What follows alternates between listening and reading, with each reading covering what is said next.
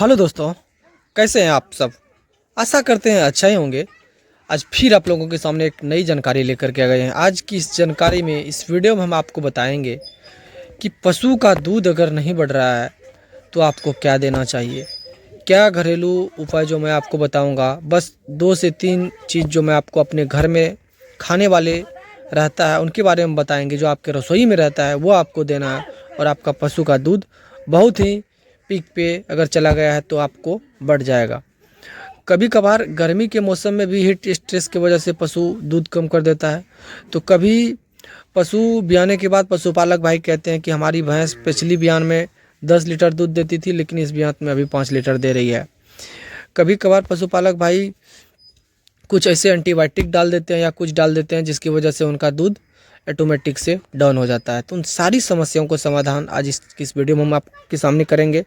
तो आप हमारे चैनल पे पहली बार आए हैं तो चैनल को सब्सक्राइब जरूर से कर ही लीजिएगा, ताकि हमें भी सपोर्ट मिले, मोटिवेट मिले और आपके लिए इसी तरह का रोज़ अच्छे से अच्छे कंटेंट लाते रहें।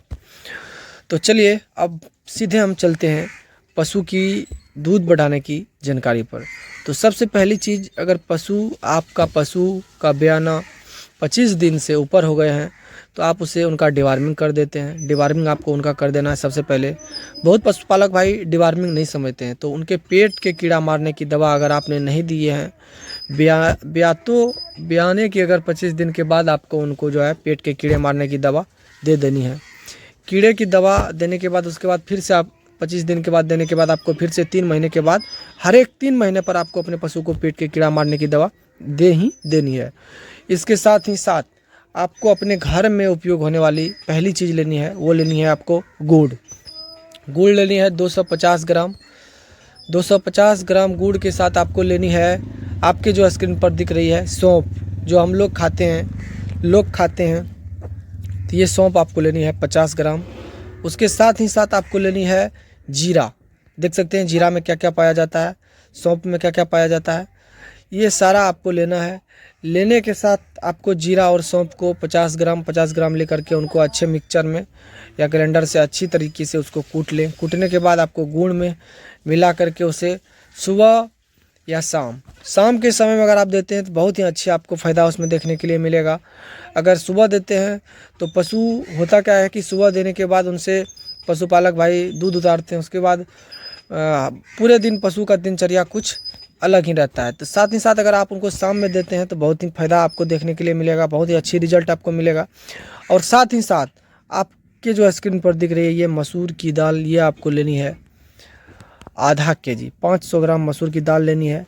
ये दाल आपको रात में पानी में दे देना है। पानी में इनको आपको पूरी तरीके से उबाल लेनी है। जब ये पूरी तरीके से सीज जाए, पूरी तरीके से ये दाल जो है जब पानी में उबालते समय जब ये सीज जाए, पूरी 1 लीटर पानी के साथ आधा केजी दाल को आपको उसके अंदर अच्छी तरह से मिक्सअप बना लेना है। उसके साथ आपको ये पशु को 50 ml सरसों के तेल उसमें डाल करके आप उसे खिला देते हैं।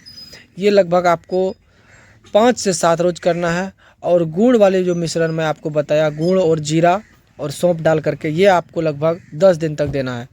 एक टाइम आपको देना है दोस्तों, दिन में एक बार दें। और जो मैं आपको बताया कि वो मसूर का दाल और साथ में उसमें 50 ml सरसों का तेल मिला करके फुला करके आपको वो एक टाइम आपको कभी दे देना है।